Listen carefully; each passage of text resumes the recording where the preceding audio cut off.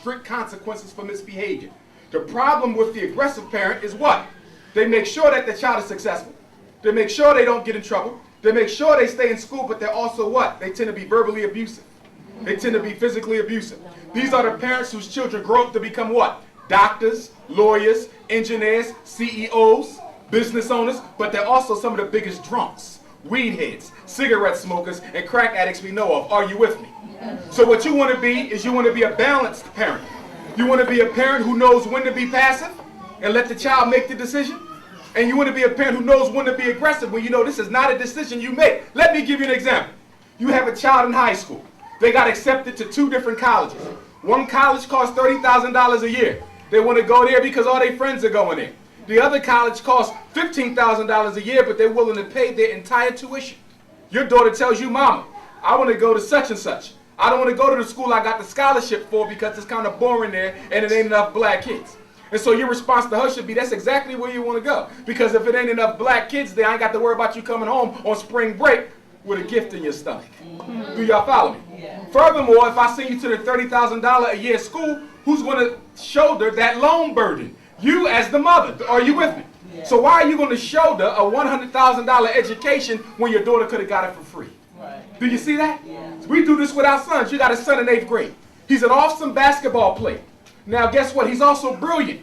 So there's some magnet schools around the city who ain't known for sports, but they known for getting students into college. But because he wants to be the next Michael Jordan, he wants to play the hood. Because the hood is in Sports Illustrated for the #1 basketball team in America, but they're also in the Daily News for most shootings after school. Are you with me? Yeah. So for a decision like that, you got to let your son know, look, if you are as good as you say you are, it don't matter what high school you go to, you're going to get discovered. Are you with me? If you as good as you say you are, it don't matter what college you go to, you're going to get discovered. It doesn't matter the name on the shirt. It's the brilliance and the ability in the mind of the person who has the shirt on. So I'm saying that to say sometimes we let our kids make adult decisions. And what you got to understand is this, mothers. When you let your child make an adult decision, if that decision disrupts their quality of life, they will come back and blame you. For example, we got a syndrome in the black community called the grandmama syndrome, where the grandmom is raising the kids. And the daughter is leaving the kids on the grandmom with no guilty conscience. Do you want to know why? I know because I talk to these girls. You know what they tell me in high school? They say, Mr. Johnson, if she didn't let me, let my boyfriend. If she didn't let me, let my boyfriend spend nights in her house, I wouldn't be pregnant. So because she let me mess my life up, she's also partly responsible. So when I leave my kids and go out all night, no, I'm not guilty. You want to know why? Because if she was doing her job as a mother, I would have never had those children. Are y'all with me? Understand this. Sometimes I know it's difficult to look your child in the eye and take something from them that you know that they want. I know it's difficult, but I always want you to say this to yourself whenever you're faced with a situation like that. Will he love me 10 years from now for having done this? Or will he hate me 10 years from now from having done that? Do you follow me? I went to a military school, Scotland School for Veterans Children in Chambersburg, Pennsylvania, residential. I was there from 8th through the 12th. Now, a lot of my schoolmates who went there didn't like the fact that their parents sent them to a residential school out in the boondocks away from Philadelphia. But when we graduated and made something of ourselves, we could go back and say, Mom and Dad, thank you. Now I see in hindsight why you did this. So would you rather your child be happy as an adult and with their maturity recognize why things may have been a little tough during childhood? Or do you want them to have everything during childhood and hate you for the rest of their life during adulthood? Because we got a situation in our community where a lot of our children hate their parents. They're hating their mothers because you're putting men in front of your sons. You're putting men in front of your daughters. Let me tell you something about a child. You cannot lie to the spirit of a child. When that man comes in that house, the child knows right here in their heart whether he's here for my mother or here for me too. You follow me? You can't lie to a child. I got kids coming to me all the time. Boys who hate their mothers. Daughters who hate their fathers. My dad had a nerve to get remarried to somebody who wants nothing to do with his children. My dad told me that his wife wished he never even spent any more time with us. That I'm taking too much time away from him. This ain't what was said to my father, but this is what I'm hearing from children I work with in the schools. Are y'all with me? Understand this. You can have 1,000,001 husbands, 1,000,001 boyfriends, 1,000,001 bed partners. Those children are yours for life. And you better make sure you put them first and never put a man above them. Okay? Now, let's get into it. A couple facts. Number one, I want to cover education real briefly. As you know, there's a war against black boys. If you got a black son, you better protect that young man. Be careful about what you tell the school. Be careful about what you share with the school, because anything you say to the school can and will be used against your son. The same thing the cops tell you when they pull you over. Are you with me? See, some of y'all tell the schools things that ain't none of their business. His father's in jail. Did they need to know that? Because you can best believe they're not going to stop suspending him because his daddy locked up. Can I get an amen? And then they come back and they use it against you. Your son is getting seen for therapy on the outside. Did they really need to know that? Because now they'll come back 2 months later and say, you shared with us that he's getting therapy on the outside, which means he's probably diagnosed with a mental condition, which means we might got to give him special ed as an emotional disturbed kid. That's right. You never tell a school anything unless they absolutely need to know it. Be careful about that, ladies. No one can make you put your children in special education against your will. You do not have to sign permission to have your child tested. The school is going to want to force you. They're going to want to turn your wrist. But if you know the reason why your son is struggling, or if you know the reason why your daughter is struggling is because they lazy, or they're not doing their homework, or they're not taking school seriously, don't you sentence them to a life of special education. Because the one thing you got to realize about special education is that most of our children go in and they never come out. You put your son in special ed in the 4th grade, he'll be graduating from special ed in the 12th. He was reading on the 2nd grade level in the 4th grade, he's in the 12th, and guess what? He ain't got past the 6th grade reading level. And yes, your child will graduate with a regular diploma if they special ed, because you're not allowed to discriminate against a child with a disability. That sounds good, don't it? You can't discriminate against my child. But let me tell you what that means in the hood. That means since we can't discriminate against your child, we won't teach him either. You see that? He just show up to school, we give him some photocopies. Turn on the TV all day. Take him on a couple trips. And the next thing you know, it's time for your son to graduate. You ask him to read you something while you driving in the car. He couldn't even spell it. He couldn't even spell it. Remember why special ed was designed. Special ed was designed as a program to resegregate white children from black children. That's where the learning disability comes from. That's where mental retardation comes from. Emotional disturbance comes from that. ADHD, which means nothing other than what? Absence of daddy from the home disorder. Are you with me? Are you with me? 75% of all black boys diagnosed with ADHD don't have their father in their life. Now hear me right, because I don't want you to get this wrong. I'm not saying that you got to bring somebody who ain't no good for you back into that house. I'm not saying that. I'm saying make sure that that man is in the child's life. Y'all don't have to be under the same roof. Don't get it twisted. But you have to make sure that he got access to his father, that she got access to her father. And ladies, shame on you if you use that child as a pawn to pay back a man who did you wrong. Do you understand? Don't make a problem trying to solve one. Charter schools and public schools cannot expel your child unless you have been afforded the opportunity for procedural due process, the opportunity to tell your story and defend your child. Make sure you keep a record of suspensions. Make sure you keep a record of suspensions. Regular ed or special ed. Why must you keep a record of suspensions? Because I'm telling you as an educator that the schools do not always log the suspensions that they give your child. Do you want to know why? Because if they over-suspend your child, it becomes a civil rights issue because they are denying him a consistent education. Are you with me? Because I've seen parents go into the schools and say, I want a printout of my son's suspensions. They get the printout and guess what? He's been suspended 3 days. And the mom said, hell no. I done picked him up like 10 off of your phone calls. I done had another 10 with paperwork and pink slips. What do you mean he only got suspended for 3 days? They never put it in the system. They cannot consistently suspend your child. It becomes a civil rights violation if they deny them education. It's important you understand that. And if your child is special ed, it's important you understand that a special ed child can only be suspended a maximum of 10 days anywhere in the United States of America. Did you hear that? A special ed child can only be suspended a maximum of 10. Now, can they go to the 11th day? Yes, but only after they do what? Bring the IEP team together, including the mother, father, and you agree that it's okay to suspend them an 11th day. Are you with me?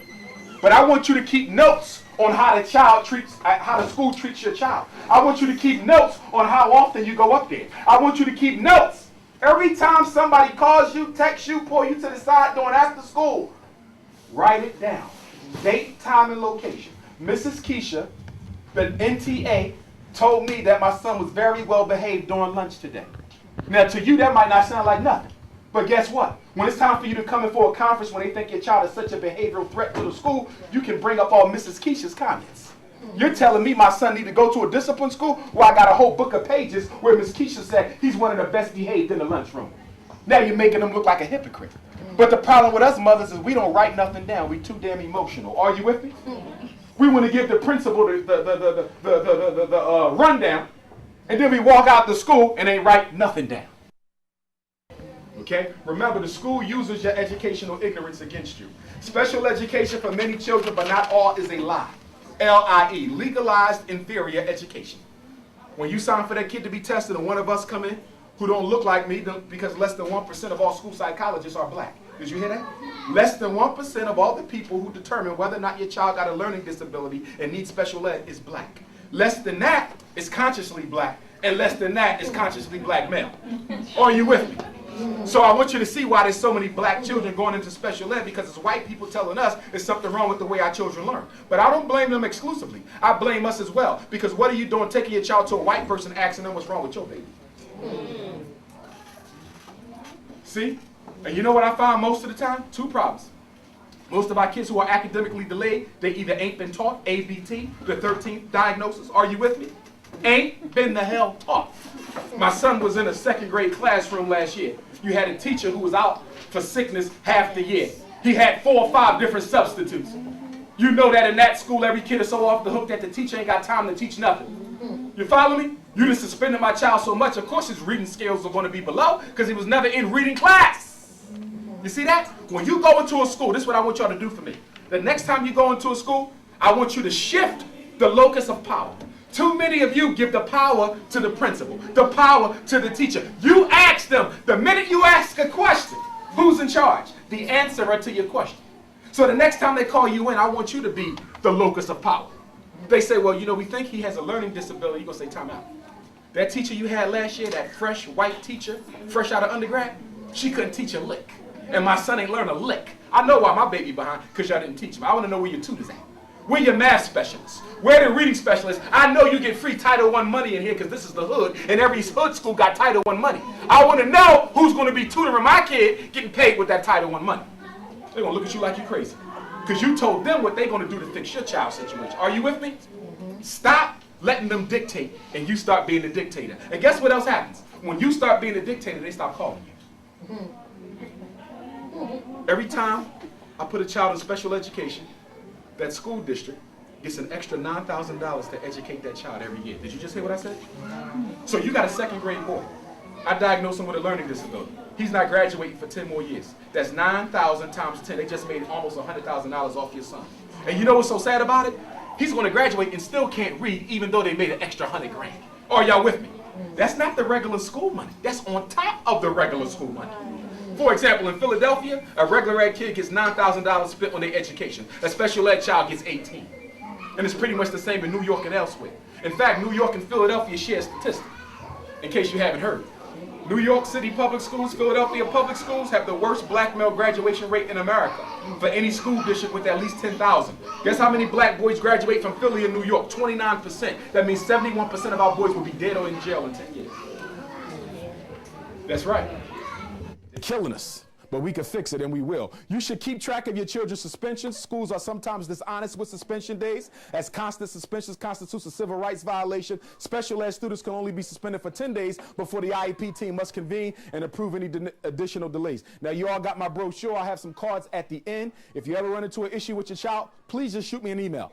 Calling me, it'll take me a while to get back to you. Shoot me an email, say, look, Brother Umar, I'm in New York, I'm in Baltimore, I'm in North Carolina. This is what happened. What do you think I should do? And I'm going to respond with the specific steps you need to take. And if you do what I tell you to do, you'll be all right. Don't cost you a penny. Okay? Okay, let me give you this right here. Your child can be searched in school if the school administration has a reasonable suspicion that they have illegal contraband. They do not need probable cause. I want to make sure you understand this. The school is its own government. Are you with me? The school principal is not required to have probable cause like the police. All they have to have is a reasonable suspicion. Please be clear about this. Okay, their threshold is a lot lower than the cops. If they think your son got a bag of weed because they smelled some around the locker, okay, that might not meet probable cause, but it does meet reasonable suspicion. So if you want to wonder why they're able to search our kids in the schools in a way that the cops can't do on the street, it's because the schools have more freedom to run their institution. All right?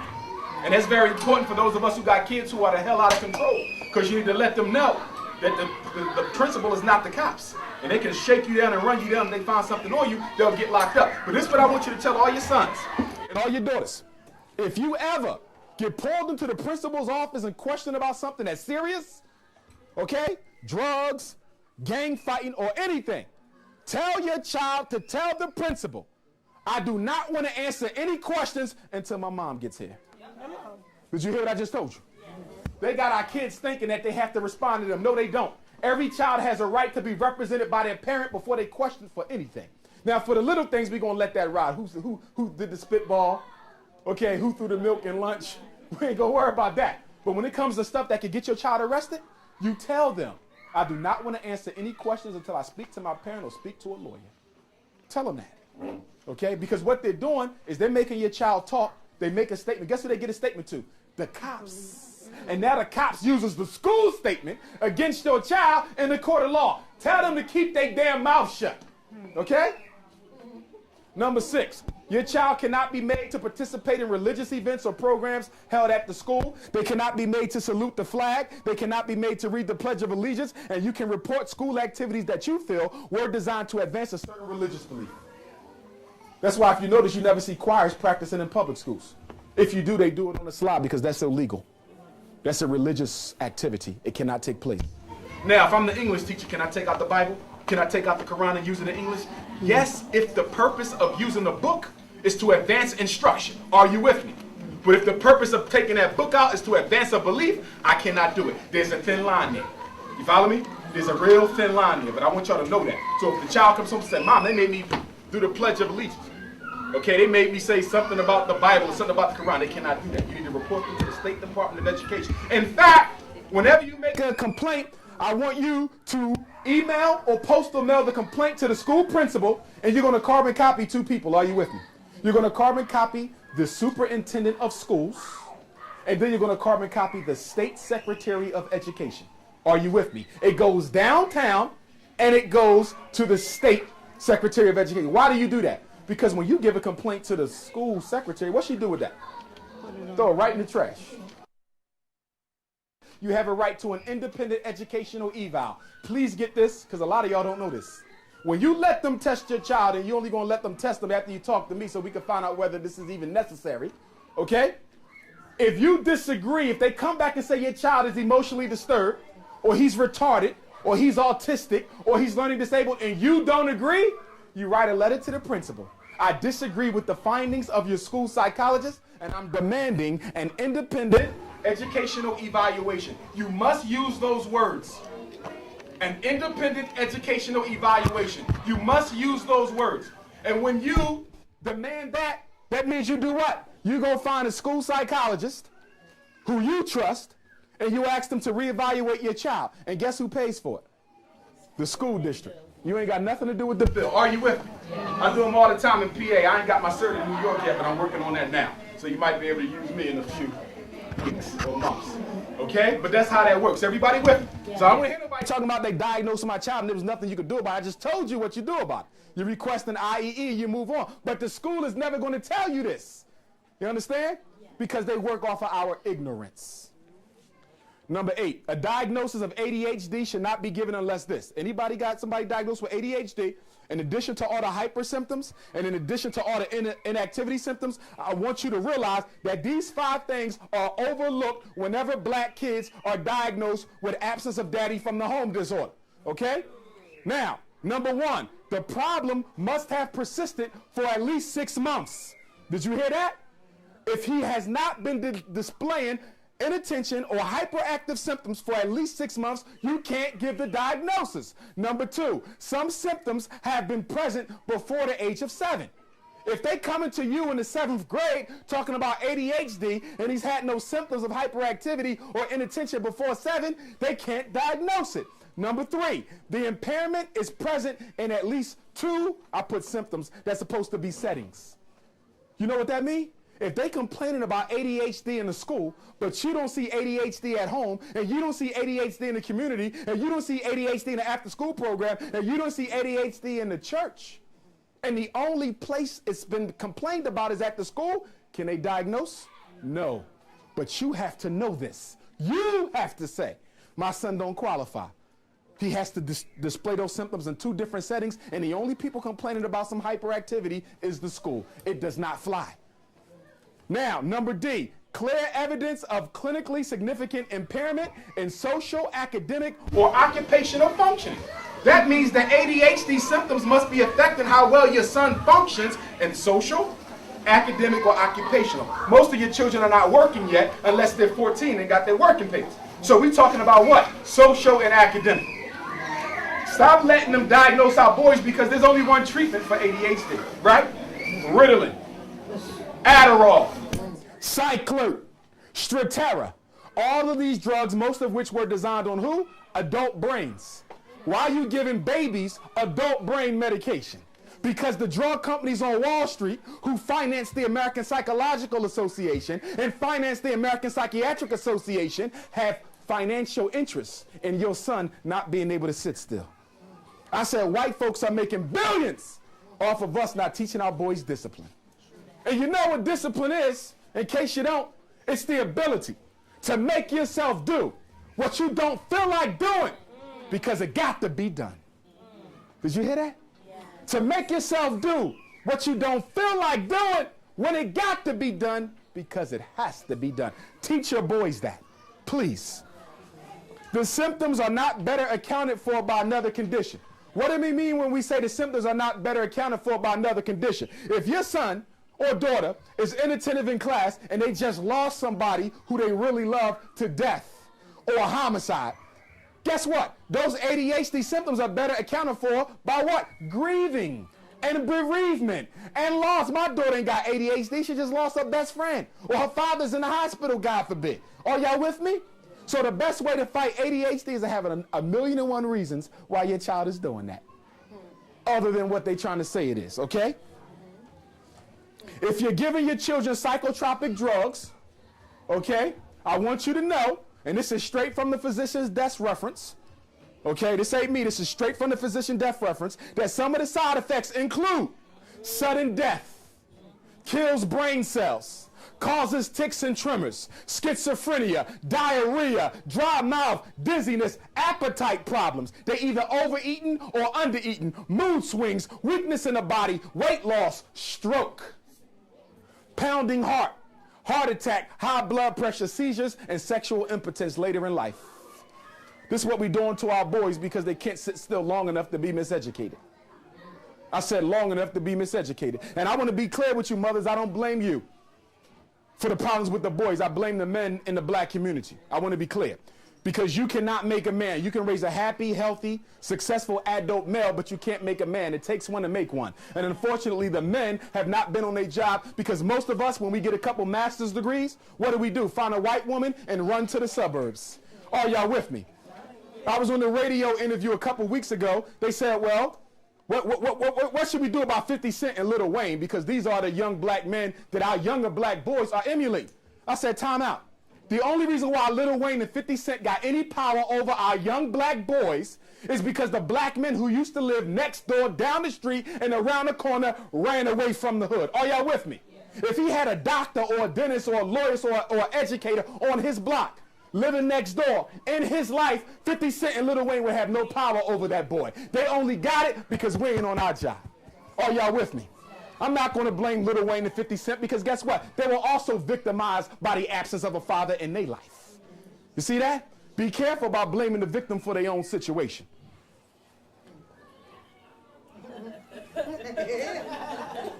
I want to say this, and I'm only going to spend a minute on Steve. You want to know why? I don't know why he cut his hair off, though, but stay with me. Stay with me. He's a successful black male. and I respect him for what he's doing, and I have nothing negative to say. Of course, I got an issue with all of our black comedians. They don't use comedy to raise the consciousness of black people. Most of them specialize in buffoonery. Okay? That's not just a criticism of him, but also his colleagues. But I'm not here to say anything negative about him. Okay, I want to be crystal clear about that. I think by reading his book, you might gain some positive things in it. Me personally, the only criticism I want to offer today about Brother Harvey's work is the fact that I think he overly simplified the psychological thinking of black men. You understand? That book gave you a view of black men that would make you think that we were all elementary. And we are just as complex psychologically as you are. Are you with me? So that's my only thing. But I also understand that he has a publisher who has to sell books, and so they want to embellish things a little bit, and they also have to write to a level of somebody who did not receive a high school education. So I understand that there's a lot of an excess of 5-letter words and that kind of thing in the book because I understand who the audience is. Are y'all with me? Okay, so I'm not going to knock the brother. I respect his work and what he does, although I do take issue, as I said earlier, with a good deal of what he teaches in the book and outside of it. Now, a couple quick things about him or about what he wrote in the book. He said, men are simple. This is one of the themes. To quote, men are simple and driven by who they are, how much they make, and what they do. This is the DNA of manhood. If men aren't pursuing their dreams, if we're not chasing the who we are, the what we do, and the how much we make, we're doomed. I disagree with that. We are not that simple. Are those things true for black men? Yes, they are, but there's a lot of other things that we think about, like taking care of our children, settling down to get married, taking care of our wife, being a good son. It just ain't about that. Okay, that's the TV version. Number 2, he said a man will profess his love to other people if he truly loves you. How do you know when a man loves you? He says simple. He will do each of the following. Profess and tell everyone. He will provide and he will protect. Yes, he will provide and he will protect, but I'm going to tell you something about a lot of men. Okay, they do not profess their love until it's time for them to ask that woman's hand in marriage. Are you with me? So I don't want you to look at the man you date and say, well, you know what? He must don't really love me because Steve Harvey said he's going to run out and tell it Seville. I love her. Claude, I love her. No, nobody does that. Okay, love is a very, very personal thing for a man. You want to know why? Because we, unlike you, are not willing to talk when somebody hurt our damn feelings. Did you hear that? So it's a very personal thing to a man. It ain't that simple. Support, love, and the cookie. He's talking about what a man needs. If it really doesn't take too much to make us happy. In fact, there are only 3 things that pretty much every man needs. Support, love, which is loyalty, and the cookie. I agree. This is legitimate. Okay, I would combine these 2, support and love, into companionship. Okay, and then the cookie, you know what the cookie is, right? I hope the cookie jar is tight.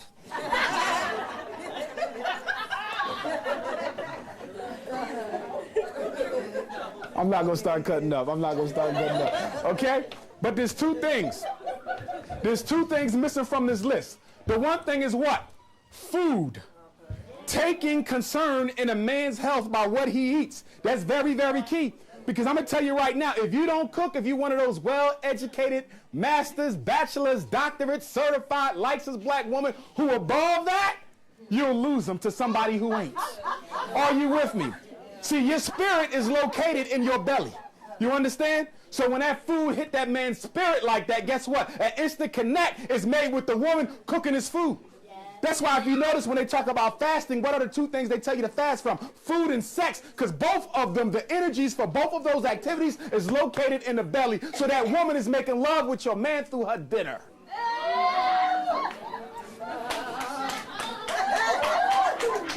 That's right.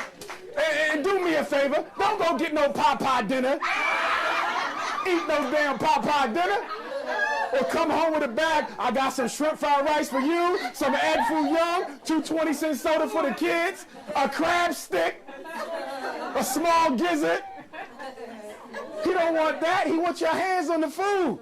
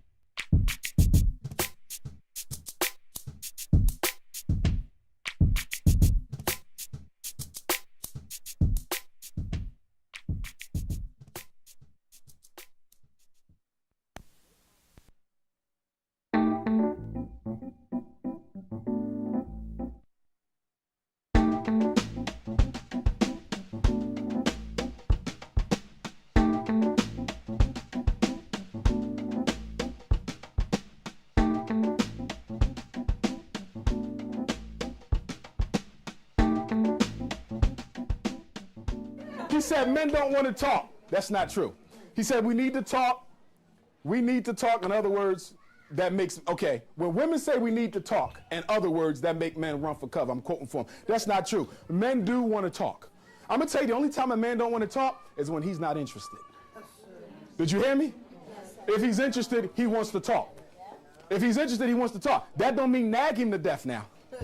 Okay, because some of y'all with y'all OCD and paranoia, relationship paranoia, are y'all with me? Don't nag him to death now. Woman once told me, well, Brother Umar, what I'm supposed to do? He ain't doing what he need to do. I got to complain and get on him every day. You know what that tells me? It means you're with the wrong man. But because you're addicted to relationships to keep you from solving your own problems, you won't let them go.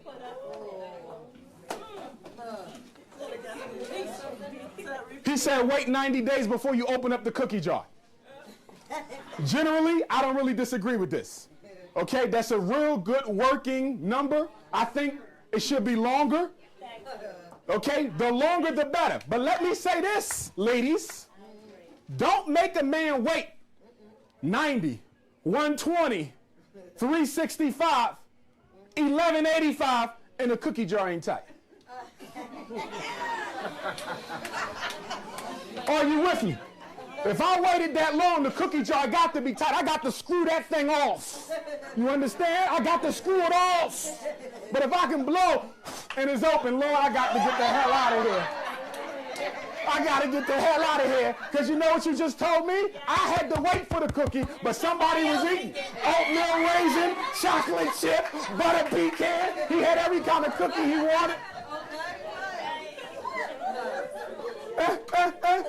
Please don't tell us when the last time you had sex. We'll figure that out by ourselves. Y'all quick to do it? Don't do it? Well, you know I ain't been with nobody in 3 years, 4 years, 5 years. That might be true. I doubt it. But that might be true. But I'll know that anyway when the cookie jar come off. Okay? Keep that to yourself. You're putting yourself out there. They don't need to know that. I'm only going to say one thing.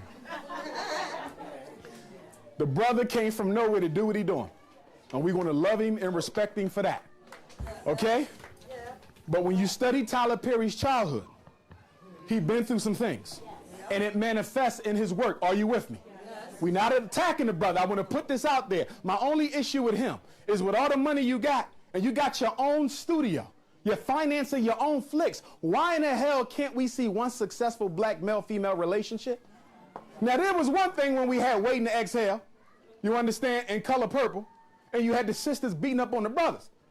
You know what he do? He beating up on the brothers and the sisters. He don't take no prisoners. The men ain't no damn good, and the women ain't no damn good. And what I need Tyler Perry and Steve Harvey and every other black artist to understand is that these images are going to our children. These images are going to black women who ain't been married yet, black men who ain't been married yet, and is making them second guess the possibilities of happiness in marriage. Are y'all with me? So I'm not going to berate him. Okay, Spike Lee spoke on him enough. I don't need to say no more. But guess what, y'all? We pay to go see this stuff. We pay to go see that stuff. And you know what? The more disrespect in the movie, the more cheating in the movie, the more STDs and rape in the movie, the better we think it is. You notice that? So when the sister tell me, you know, brother Umar, that movie was excellent. I know there was sex in it. Somebody got cursed out. Somebody got cheated on. Somebody got left. Look at that. We are turned on by pain in the black community. Let's move. Why is seminar just for black women? Everybody wanted to know, how you going to tell us about us? I didn't come to tell you about you. I came to tell you about us. Are you with me? And I came to tell you about what you do wrong to make sure you don't end up with a wrong one of us. And to make and to check what you are doing to make sure you end up with a right one of us. Only 1 out of every 4 black women will get married. Most of them will get divorced shortly thereafter. We're going to talk about why. Sisters suffer a relatively higher rate of date rape and domestic violence. We got to talk about that. Due to poor support networks in the black community, many sisters tend to suffer in silence. Depression amongst black women is extremely high, and it's even higher amongst poor, isolated black women who ain't got another black woman that she can trust. I'm going to tell you something. Black brotherhood is in a bad condition, but black sisterhood is 50 times worse. You feel me? If me and him got a beef, we can squash it. It may take a couple days or weeks. Y'all will hold on to something for 20 years, and y'all suffering in silence. Do y'all feel me? And I'm going to tell you something else y'all do that I don't like. Some of you, not all of you, hopefully not most of you. The younger sisters, a lot of black women do not take younger sisters under their wing. How the hell you jealous of a 16-year-old? So what? Her behind is bigger than yours. So what? She had too much KFC. That ain't no chicken. You ever ate that meat? It tastes like noodles.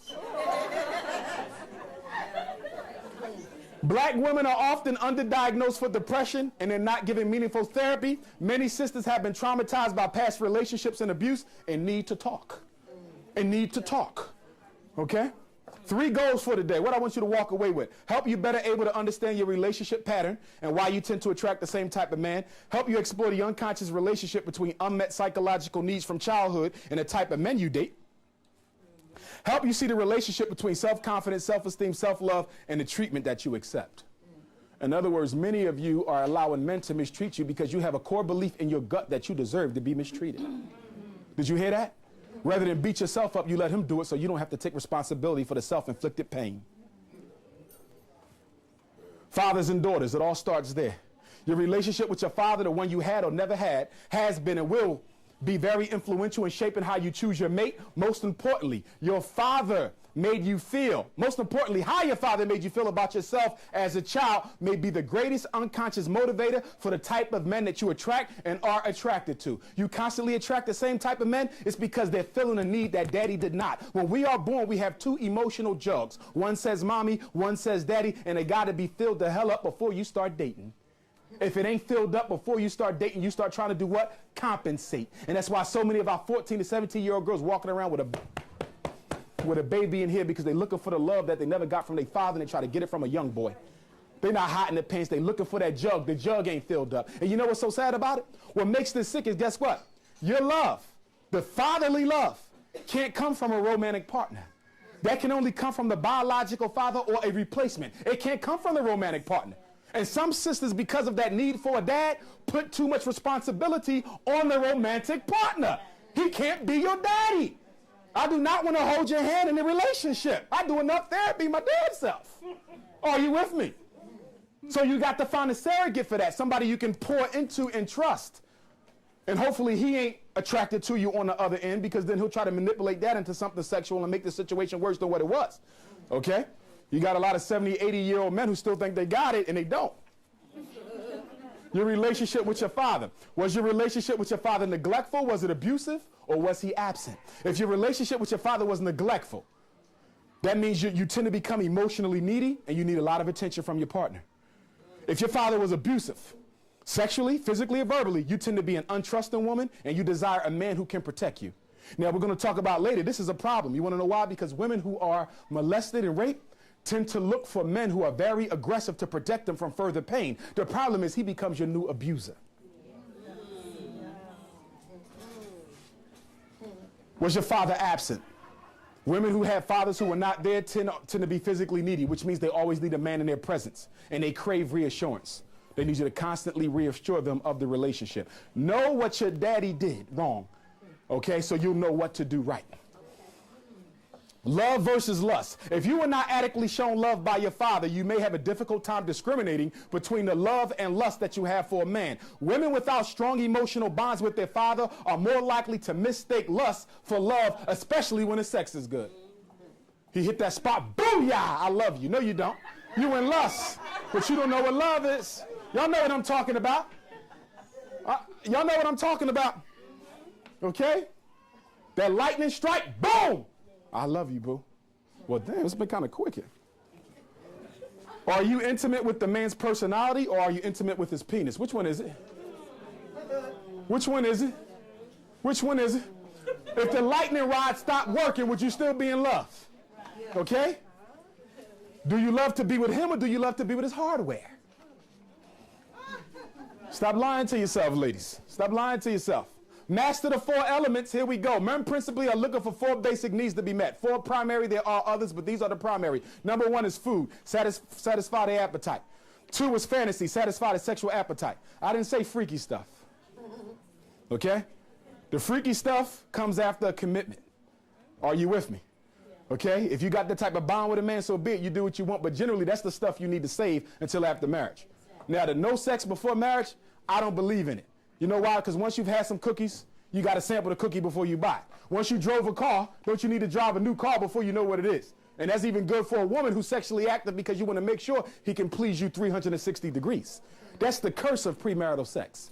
And that's why it's good for us not to have sex before we get married. Because if you never know what it is, you don't crave it. And so if you've only had one woman or one man, you can be totally content because you don't know that there's others who are worse or better. But once you've sampled cookie and you've been in all kind of cookie shops, okay, you tend to know whether you want the hard cookies or the soft, chewy cookies. Umar, you fresh. I'm just playing.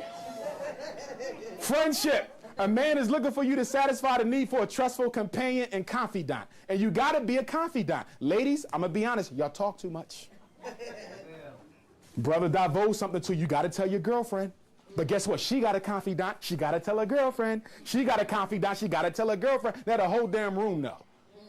When a man tell you to keep your mouth shut, you keep your mouth shut. He's trusting your trust. And then feminine phenotype, mental and physical attractiveness. I want you to understand what this is. Because I see a lot of women spend a lot of money on trying to make themselves look physically beautiful. There's nothing more attractive than the self-confidence that comes from a black woman. That's right. Are you hearing me? A man can walk into a room and see 5 physically attractive women. And then you got a sister over here who by many standards people wouldn't consider to be attractive. But the confidence is there. The self-respect is there. The self-esteem is through the roof. He's going to gravitate to her.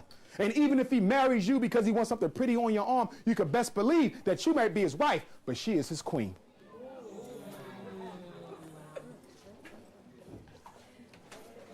So those are the 4.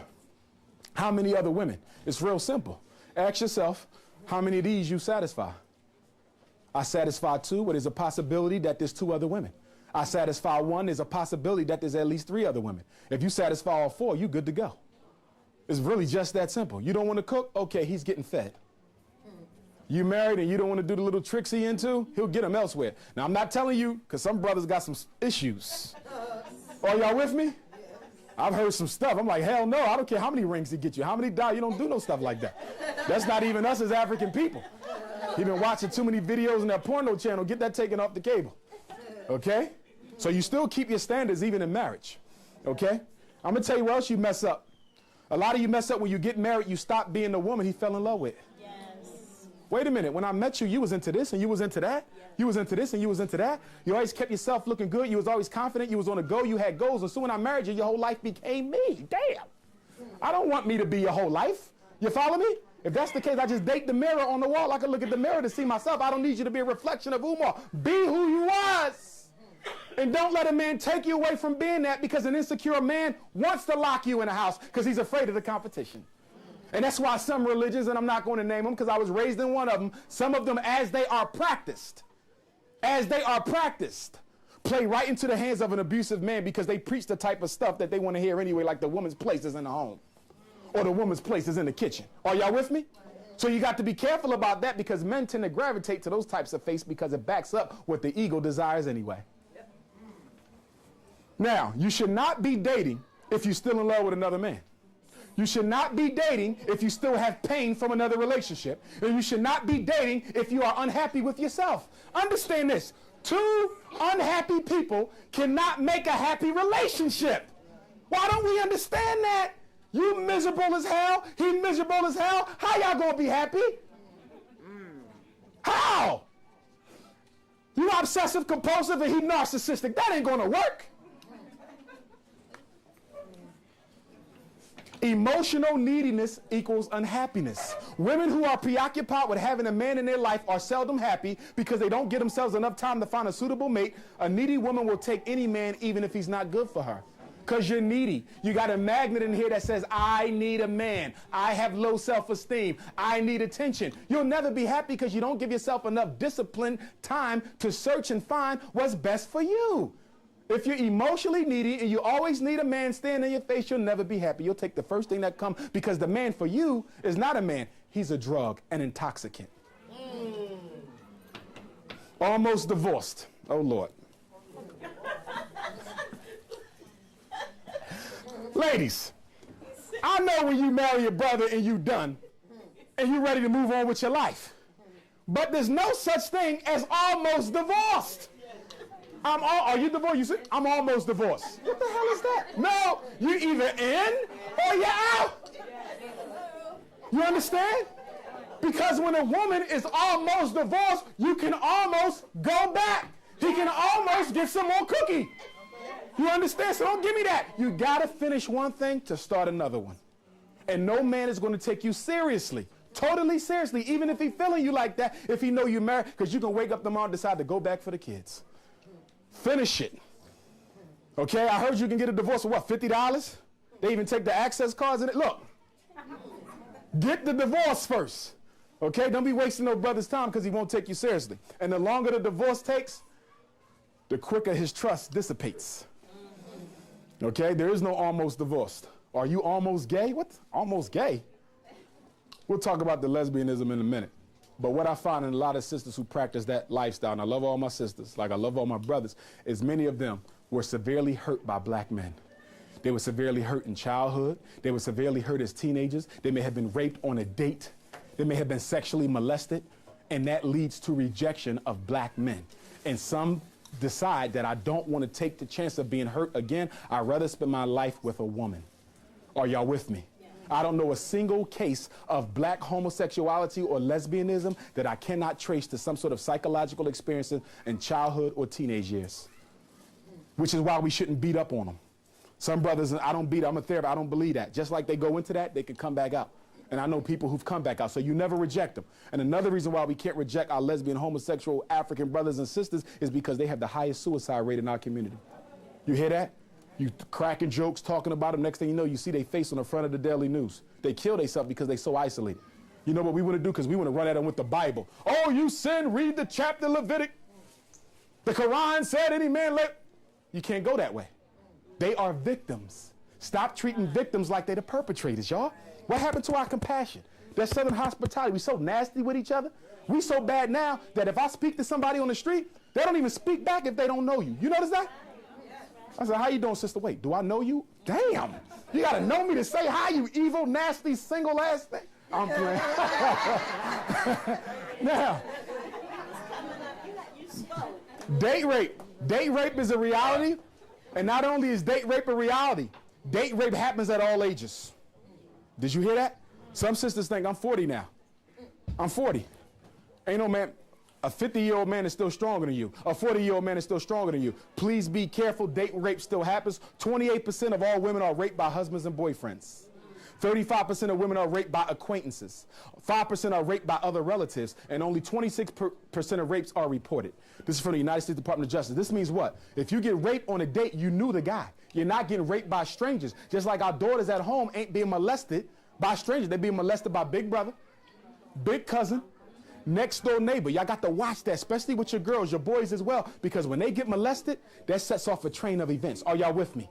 Are y'all with me? You got to protect them little girls. I know you go over your sister's house and y'all going to watch some soap operas and you want to send her upstairs with her cousin, but you don't know what her cousin's been exposed to. And if her cousin been molested, guess what? He might try to molest her, or she might try to molest her. Never leave your children alone unless you can say without a shadow of a doubt, I know what the kids have been exposed to that I'm leaving her with. I'm telling you. Because they experiment on each other. Molestation is off the hook. Incest is off the hook too. Okay? Protect those babies, y'all. You can't leave them on everybody. You cannot do that. You got to stop doing it. You got some moms that just want to keep dropping them off, keep dropping them off. You cannot do that. Okay? If you can't leave them with a blood relative, okay, you got to be careful. Because people sick. People are sick out here. 31% of women are raped by strangers. First dates. First dates, and this is for my teenage sisters and my sisters in college for the first time. You know, they get to college, they get buck wild. Now they up in some guy dorm room. Okay, she don't want to give them none, so they take it. And you know, in some states, you have to prove forced entry for him to be convicted. Now, how does a woman prove that a man forced his, what was this, scars or something? But you got to see, it ain't going to be no scars, because if I'm physically stronger than you, I can force that cookie jar open. You follow me? But the law is written to protect men. Y'all follow me? You got to prove that he forced himself on you. So the best way to deal with this is what? Stay out of the situations. 68% of date rape occur between 6 p.m. and 6 a.m. I'm not saying go on a date at 7 in the morning. Breath all yakking, sleep in your eyes. We could go to McDonald's for a number 2 biscuit and gravy. Rape and alcohol. 45% of attackers were under the influence of alcohol and drugs. When you drink with a man, realize that you are increasing the risk. And some of y'all drink with men on first dates in his house or your house. Are you crazy? Most women who get raped because he's under the influence, because he has an alibi. He knew what the hell he was doing, but he had an alibi. Number one treatment for the emotionally unstable sister: shut your womb down. Shut it down. Lock, boy, I see some, what do you mean? Yeah, shut it down.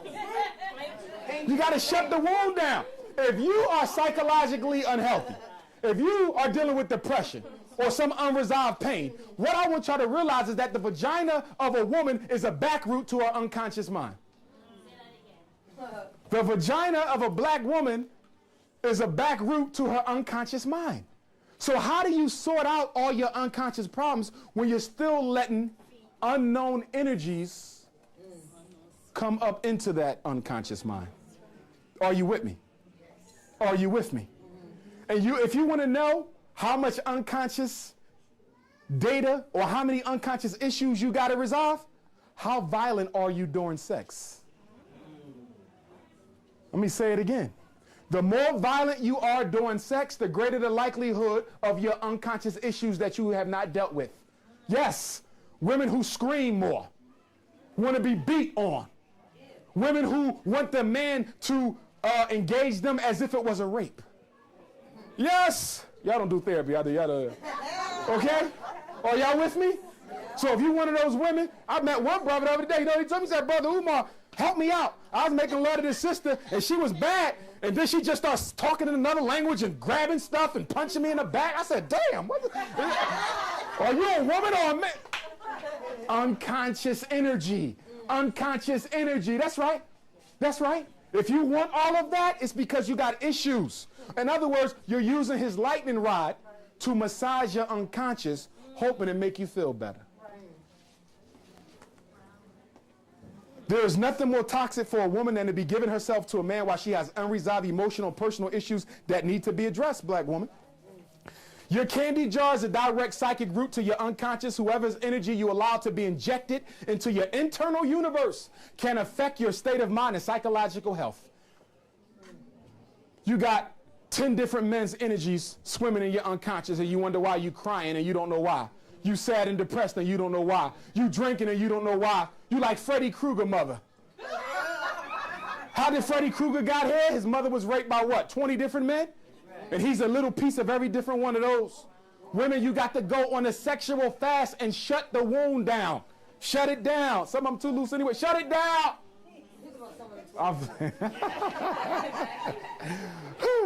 The more unresolved pain and hurt that a woman has stored in her heart, the more violent she will be sexually, the more violently she will want to be treated. They believe that aggressive sex will drown and numb their unconscious pain. Did you hear that? You think that the aggressive and violent sex will numb your unconscious pain. Selfishness versus oneness. It's amazing how many selfish people want to get married, failing to realize that marriage is about blending your mind, body, and soul with another person. I want to get married, but I just want to do what I did. See, ladies, what you got to realize is many of you are getting married for an ego attachment. Do you know what that means? He looks good on my arm. His money would look good in my pocket. You understand? His car would look good around my body. That's an ego attachment. And I've never met anybody who was happily married after 5 years who got married for an ego attachment. Understand this, and this is one thing that we as black people get wrong, because we tend not to use our money, save our money, and we make less of it than a European. We tend not to realize that money does not make you happy until you wasted your whole damn life chasing it and realize you're still miserable. The two predictors of lifelong happiness is what? Do you have purpose in your life? Do you have purpose in your life, and do you like your job? Are the two biggest predictors of happiness. Do you have a purpose? And your purpose got to be something more than just living for me. Are you with me? Very important, because the lessons that you got to realize, your daughter is watching you. 100 years from now, you won't be walking this earth. But guess what? Your great-great-grandchildren will be affected by the way you dealt with men or didn't deal with men. When the Bible says that the sins of the father will be visited unto other generations, that is so true for mental health. Because if I'm an alcoholic, I just increase the chance that my son will be, that my grandson will be. If I'm a domestic abuser, I just increase the likelihood that my son will be, that his son will be. If a woman is promiscuous, you just increase the likelihood that your great-granddaughter will be. But guess what? You'll be dead and gone. You won't be able to come back and fix the problem that you started. One reason divorce is so high in the black community is because people are unwilling to compromise their individuality for the sake of the unit. Oneness, not two-ness. Ego extension. He makes you look better. You also get married because you're looking for an emotional savior. He will save you from the pain that he didn't create. Stop getting married because you think the man is going to save you from your hurt. Work that out before you get married. Too many sisters will say, I need a man to make me happy. I need a man to make me happy. Can't no man make you happy. Happiness is an internal state that only you can create for yourself. And the third reason, material makeover, the gold diggers. Whoa, I done went too far. You want them to finance your lifestyle. 4 reasons for the rise in black divorce. Broken verbal and nonverbal contracts, unspoken assumptions, and unknown pain body awakens. We're about to talk about the pain body. Let's talk about broken verbal and nonverbal. A nonverbal contract is when we dated, you always cook for me. Soon when we got married, you stopped. When we dated, I was able to get at least 1 cookie a week. Now that you married, I only get 1 cookie a year. You just broke an unverbal contract. I know y'all said I couldn't do that. Y'all fresh. Okay, unspoken assumptions. I assume that since she was the woman, she would do the cleaning. I assume that since she was the woman, she would spend most of the time with the kids and not me. Okay, unknown pain body. We're going to get into that. But these 2 is based around what? Not knowing your mate, not communicating, and not screening effectively. Brother Seville said it well. When he said, when y'all meet a man, y'all ask all the wrong questions. I want to know how many kids you got, how much money you make, what kind of car you drive. If you got good credit. I'm going to give y'all the good credit, though. Okay? Nah. Like he said, did you grow up with your mother? Did you grow up with your father? Were you ever sexually abused? Did you ever have sex with a man? Don't ask him if he's gay. I'm going to tell you as a psychologist, if you ask a man if he's gay, he will say no because that ain't his definition.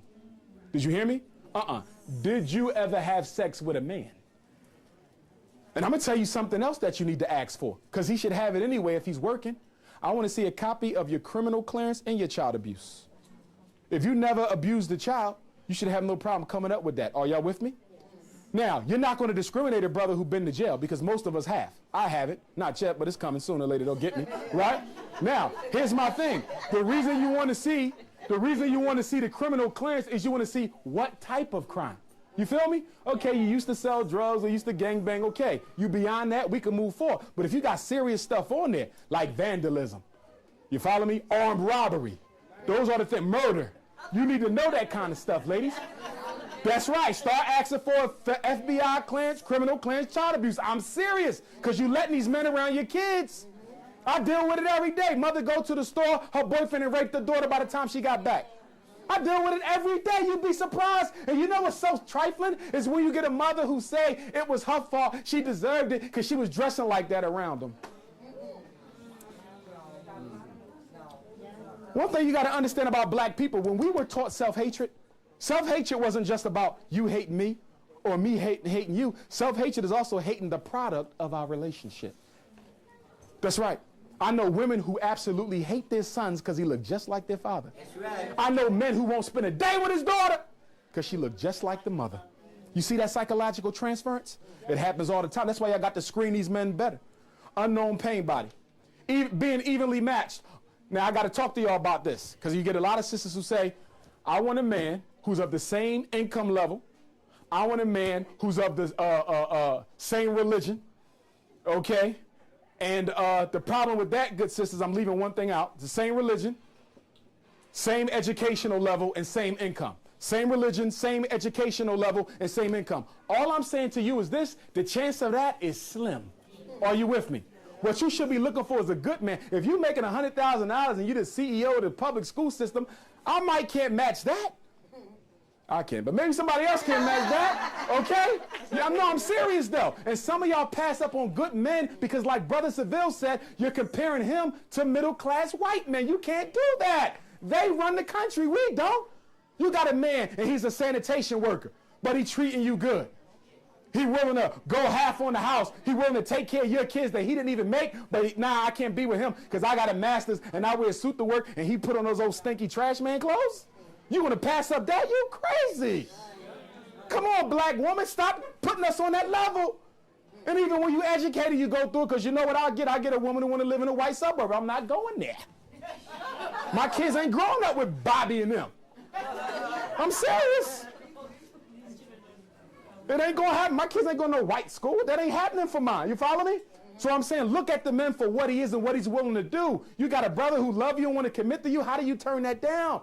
See, you got to recognize what karma is. Karma is when you had the good brother, you treated him like SHIT, so the universe sent you a whole line of negative, no good mother else. That's right. And I'm going to tell you something else about the universe. Some of y'all want to cheat. You say, well, you know what? I'm looking for a good man, but I'm going to just keep him on the side because I don't like being lonely. Guess what? Until you let him go, you won't get what you're looking for. Woo. You cannot treat the universe. That's right. That's right. Well, I'll just keep him on the side so he can sample cookie or take me out. You can't. The universe know what you're doing. The universe know what you're doing. Guess what? The brother that the universe wants to send you, they got him ready. They got him ready. But they ain't going to send him because if they send him, you're going to hurt him. And it happens the same way with men. That's right. That's right, sisters. Slavery and the reversal of the male-female order in the household. Remember what slavery did? It did what? Turn the men into women and turn the women into men. Sisters, you got to work on this, and I know it ain't easy because you've been put in a leadership role in the black community for so long, some of y'all don't know how to get out of it when you find a man who can lead. Did you hear that? I had a sister tell me last month, Brother Umar, my husband is good. I know I ain't got to worry about nothing, but I was always trained in my family that you never let a man make any decisions, that you always run him and blah, blah, blah, blah, blah. And he's about to leave her. You want to know why? Because she can't stop trying to be the man of the house. You see that? Ladies, you got to watch it because y'all can slip into it real easy where you dictating all kind of stuff. I know a lot of brothers about to leave their wife right now because she won't let him discipline his own son. Every time he sends him to the room for a punishment, you know what she's doing? Jumping in the middle. Jumping in the middle. Okay, so when white supremacy start mistreating that boy, you're going to wish you let the father be a man. We've been through that. We know how to make those men because we know what white supremacy is going to do to those boys. So let us do that job. Stop trying to control everything in the house. And do you know why you're so over-controlling? It's because you have so little control over your emotional state that you think you can compensate by controlling everything in the external world. Don't effeminize a man. You want to lose him? Keep on berating him. Like Brother Seville said, that mouth. Y'all ain't got to hit it, brother. Y'all say something that'll just straight crack our heart. And we act like it ain't matter. Then we be like this going to the kitchen. Damn. Shit.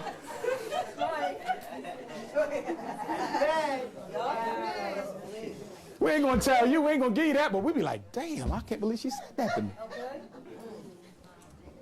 Domestic oppression is not the same as domestic abuse. Racism has affected black men so much that many of us oppress our families, our women, and our children by not allowing them to have a say in the family. We rule our houses by fear, which is very unhealthy and pathological. Don't date a man who is domestically oppressive. Do you know what that means? He's the absolute ruler. He rules by force. He tells you what to do, how to do it, where to go and how to get there. Don't you get yourself in a relationship like that. And I'm going to tell you something. A lot of educated black men are domestically oppressive. And they believe they got a right to be oppressive because of their education and their looks. Are y'all with me? You better be careful. Treating you like a 5-year-old girl. And these men also tend to be very narcissistic. And some of y'all put up with it because he's cute or he got a nice car or a good job. But is it worth the damn pain? Being single is no excuse for raising undisciplined children. We talked about passive aggressive and balanced parents. You want to be balanced. ADHD is absence of daddy from the home disorder. Did I skip one?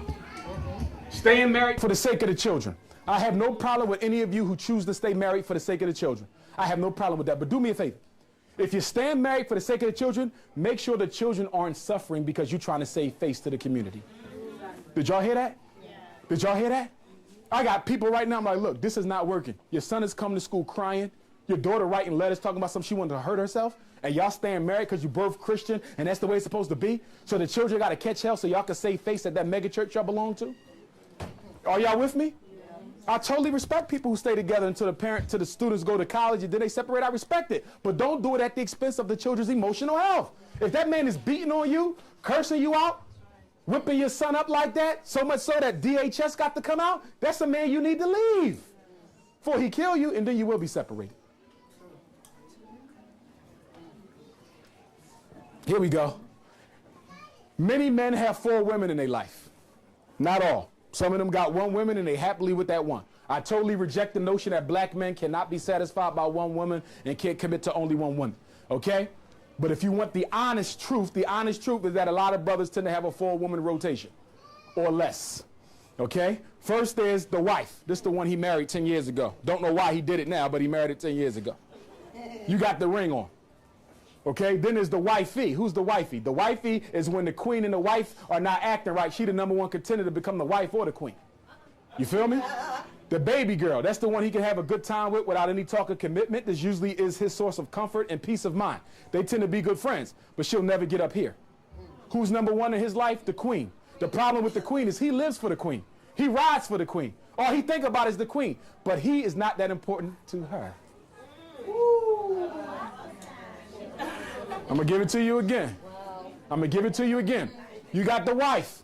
This is the one I married 10 years ago, right? I don't know why, though. All right? Then I got the wifey. The wifey is the #1 contender. If I do get divorced, she might get married. If the queen leaves me because I want the queen more than the queen wants me, I'm chasing her around, but she really don't want me. That's part of the attraction.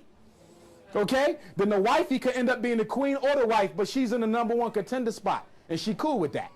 She gonna wait her time. She may get it, she may not. And then there's the baby girl. The baby girl might want to move up, or she might like where she is, because when he's with his baby girl, all they do is have fun. And it ain't just sex. They go out, they have a good time, they're good friends. She's his baby girl. You understand? But the point is, the wife ain't really threatened by the baby girl. She's threatened by the wifey. But what she failed to realize is, although he's sleeping with her, he wished he was sleeping with his queen.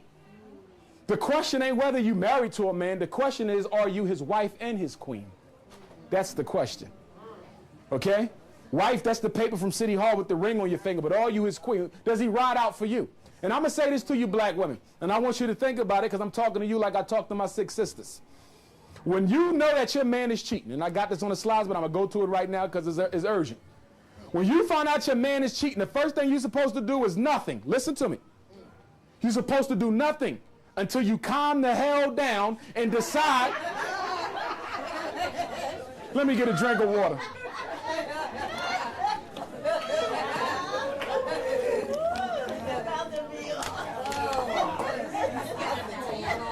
Was it worth y'all coming out today? That's what I want to know. Was it worth it? All right. I'm going to tell you where y'all mess up. You find out your man cheating. Don't go tell your girlfriends, because they're going to make you feel this big. Don't go tell them. Half of them wanted them anyway, and he probably hit about 2. I'm going to just be honest. But listen to me. Listen to me. Listen to me. You found out that he cheated. First, you're supposed to calm down. Recollect yourself emotionally. Don't go to your hating ass girlfriends. And you got a decision you got to make before you confront him. You know what that decision is? Are you staying or going? Because some of y'all got a lot of damn mouth and you stay. And you know what happens after you told me you know what I do when you stay? Guess what? I don't feel so bad about it, because after all, I do have your consent. Did you hear what I just said? The best thing you could do if you know you ain't staying is act like you don't know. The respect level is still high. He's still sneaking. You want to know why? When a man sneaks, it's because you his #1. I didn't say it was right. But when he's extremely careful, it's because he don't want to lose you. You the #1. I'm not going to say leave your man because he cheated. If you feel that you got to, you do it. I'm not going to say not. But I'm going to tell you when you do leave. You leave when you are no longer the queen. When you are no longer his #1, that's when you leave. Because when a woman was up here for so long and she drops, you can best believe she keep on dropping like a professional boxer. Are you with me? And before you know it, you ain't even in the ratings no more. So when a woman say, Brother Umar, want to leave, I'm going to say, is he a good provider? Does he take care of the children? Does he love that woman? And if he loved that woman, it's time to pack. Nah, that was just a piece of ass. You sure you want to get that up? Well, I want to find somebody who don't cheat at all. Good luck, boo.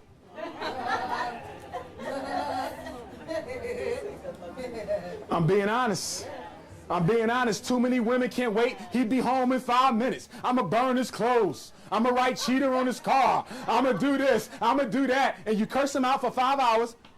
He eat a couple cookies and everybody go to sleep. Yeah, and y'all done been there. Yeah. Yeah. Wow.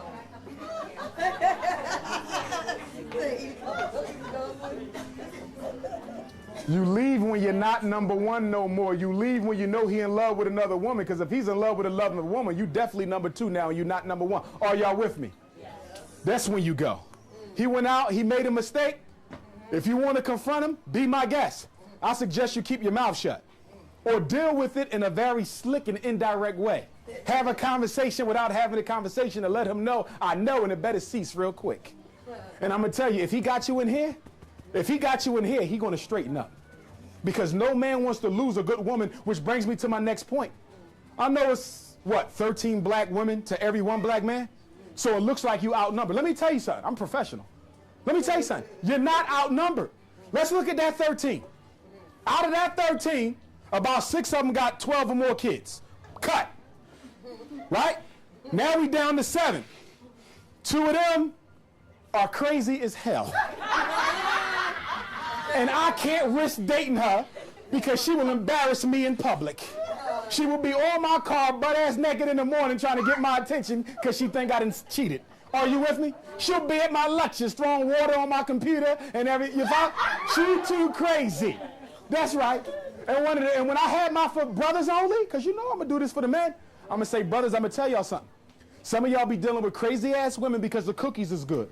You got to stop doing that, because I don't care how good the cookies are. When they bust them car windows out, be all up on your Facebook writing obscenities, you're going to wish you never had none of that oatmeal raisin. You're going to wish you ain't had none of that dark chocolate, that butter pecan, that almond, that vanilla, okay?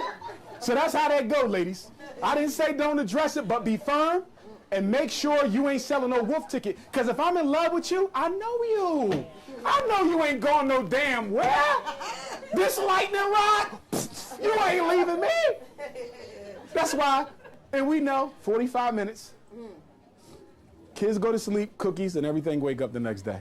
Don't open your mouth unless you mean it.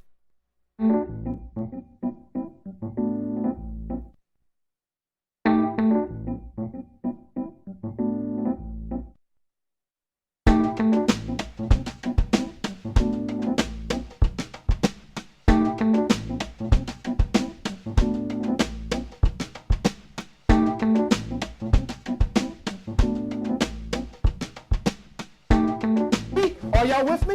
But it damn near killed you. He's living through his pain body. Dr. Jekyll and Mrs. Hyde, and y'all the same way, ladies. And that's why y'all got to get therapy. And if you don't go to a therapist, you at least got to have a sister circle where y'all talk about these things. Because what y'all need is sisterhood. And the reason why so many women are looking for a relationship is because you ain't got women who you can have a relationship with. That's right. Also, you start neglecting your wifey duties when your pain bodies. I'm not cooking for them tonight. I'm just not doing it. I'm not cleaning, nothing. I'm leaving my pads. It's like, nah. The silent treatment and emotional neglect. You know y'all give us that silent treatment? And y'all in the bed sleeping, he nugging you, and he nugging you like, damn, it's only 11:45. We should still be able to get a cookie, and you won't give him no cookie. Well, sometimes y'all do that because y'all know y'all gave somebody else a cookie, and he gonna know his space. Because a man knows his space. The only man who don't know his space is a man who ain't into you. Stay with me now. If I'm just sleeping with you to get off my lightning, I might not know your space. So you can sleep with him and I won't know. But guess what? Once that spiritual connect is made, once that belly to belly is made, once that third eye to third eye is made, once that heart to heart is made, I know my space. That's right. Give out one of my cookies and I'm gonna know how many left.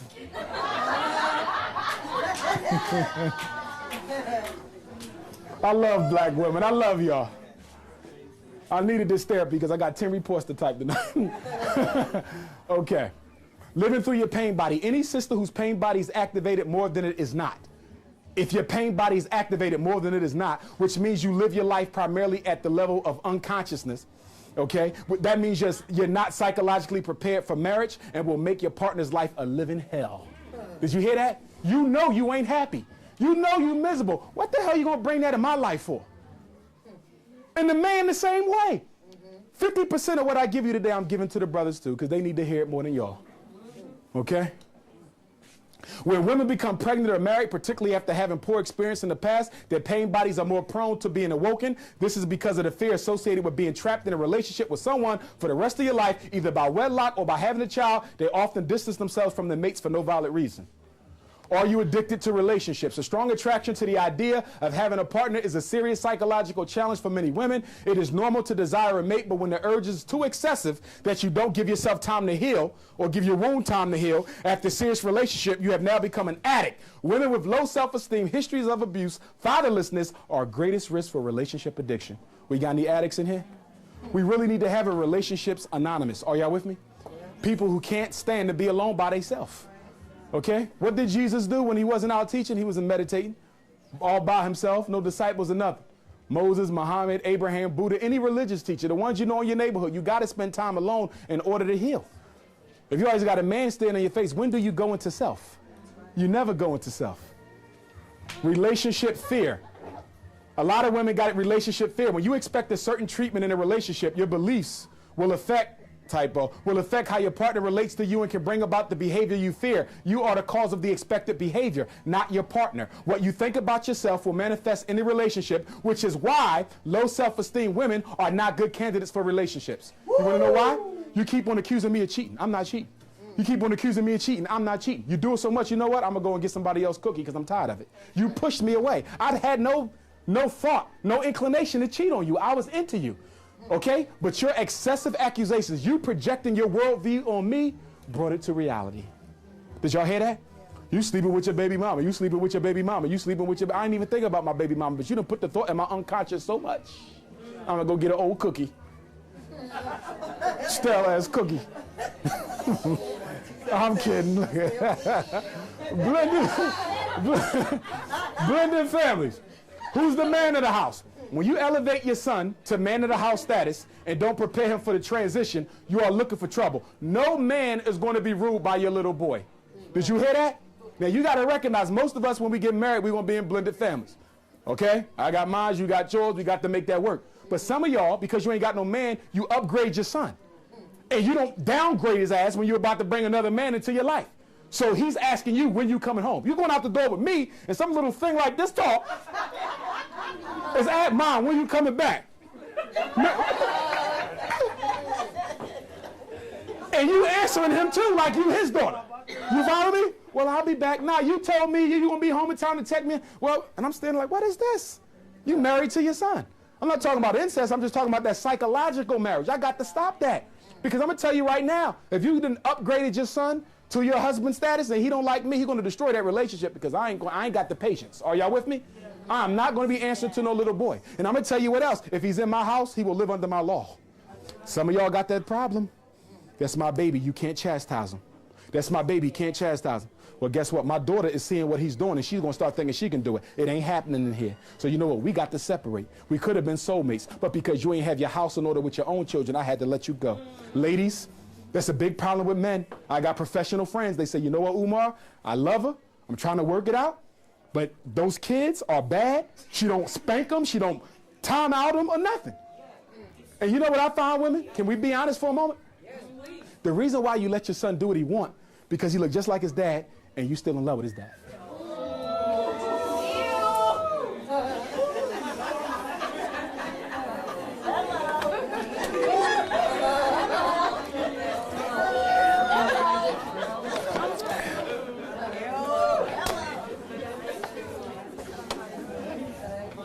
Let's keep rolling. If you allow your children to run over you, do not expect to be married for long. No man wants to be put up with disrespectful children and a woman who expects him to remain silent in his own house. Right. Especially when I'm paying that mortgage for a $350,000 house because you want an Oprah swimming pool in Stedman's backyard. They're not married yet, are they? No. That's a whole nother case study. We'll do that on part 2. Baby daddy boundaries. Let's get to the baby dads. If you have a difficult time giving your baby daddy boundaries, it's because you're still emotionally involved. Oh, well, you know, me and my baby daddy are good friends. He can stop by whatever he wants to see the kids. Well, no, the hell he ain't. Not if you're dating me, he not. He got times that he going to do that. Now, if it's an emergency, that's something else. The kid got to go to the hospital. He could come all night if he want, but he just ain't going to be rolling by. Some of y'all got a situation where your baby dad is your confidant. What the? You still in love.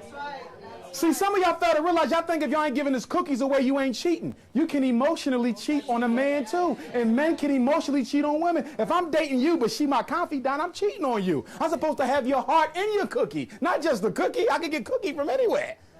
Are y'all with me? You got to have boundaries. Y'all ain't got no boundaries. Okay, here we go. He comes to the house unannounced. He's your confidant and emotional support. You discuss problems in your relationship with your baby's father. Discussing your relationship, calling all times of the day and night, and visiting the home too often. You can't control him not being over you. But let me tell you what I see amongst women.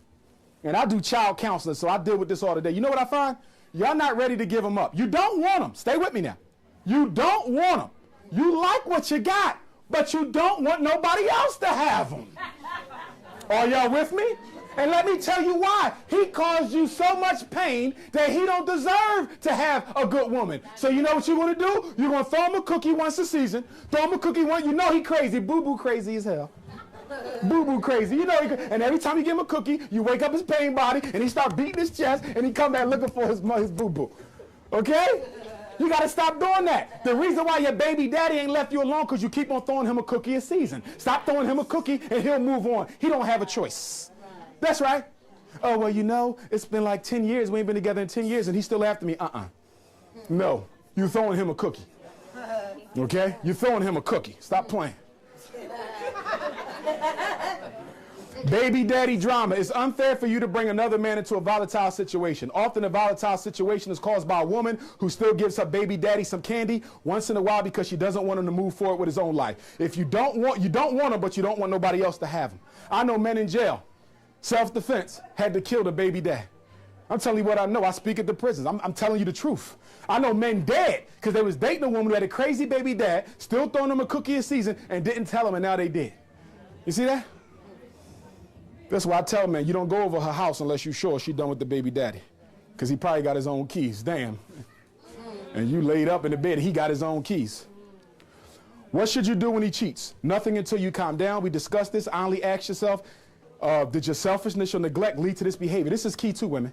Before you start snapping about him cheating, did you take care of the 4 elements? If you close down the cookie, come on. Okay?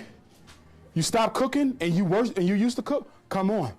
You giving him the silent treatment, you ain't playing the companion, come on. And you stop taking care in how you look physically. That's also important. Just because you get married don't mean you can just wear a do-rag all day. I don't want to see that when I come home. When I was working in the schools with nothing but beautiful teachers, and I come home and you looking like Rosa Parks or somebody on a bus. No, I love Queen Rosa, don't get me wrong. You understand? But come on now. Come on, get some perfume, fresh, come on. A little lingerie. And do him a favor. Don't you put on no lingerie you wore for somebody else. Talking about I like to save my money. You wrong. You wrong. You wrong. That's a shame y'all wrong. Because y'all wrong. Y'all wrong.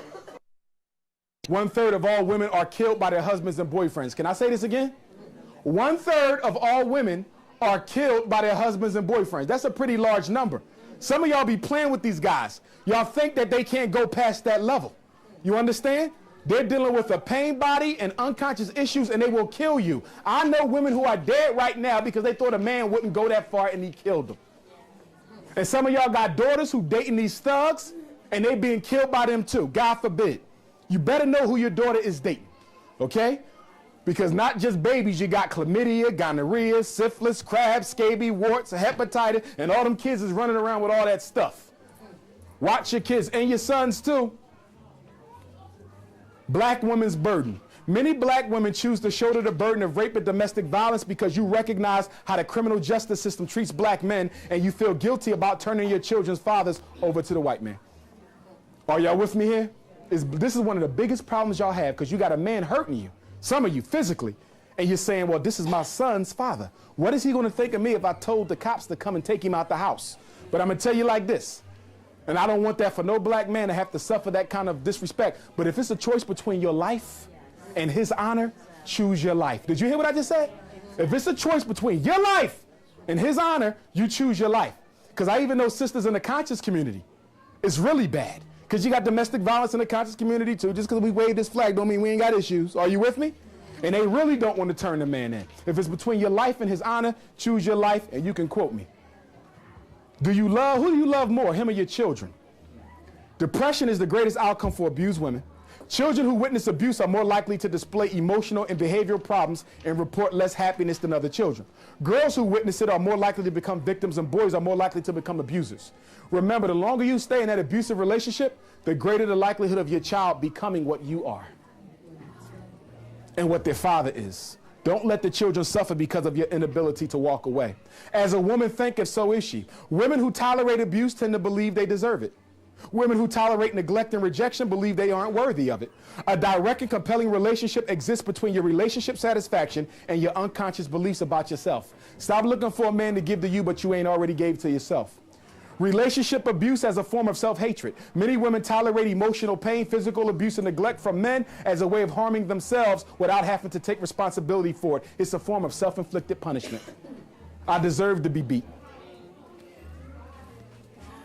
Do you know the hardest woman to get away from a man is a woman who's been beat by a man? That's right.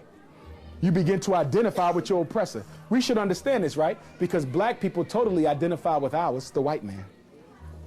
It's the same situation. I beat you so long that now I control your mind, and you won't leave me because you think you're nothing without my pain.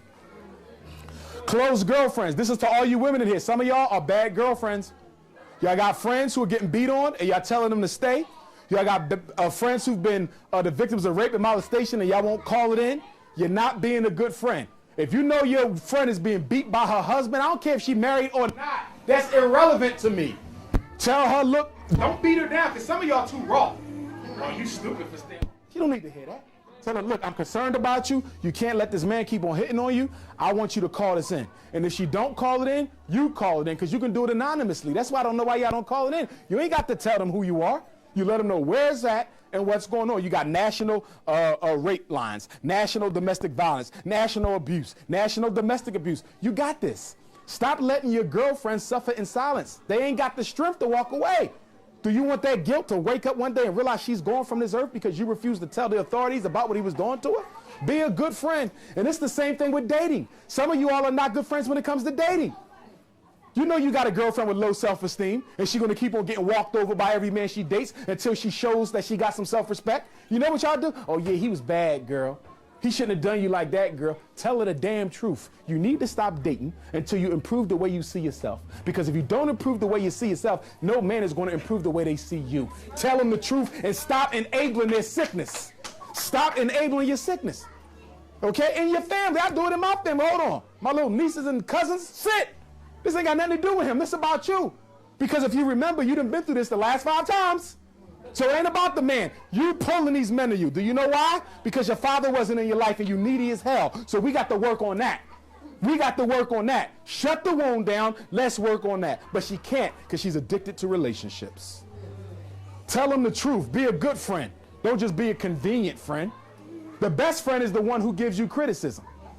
When I'm done here today, what he said, they say, Umar, next time you do that, throw this in or throw that in or do that.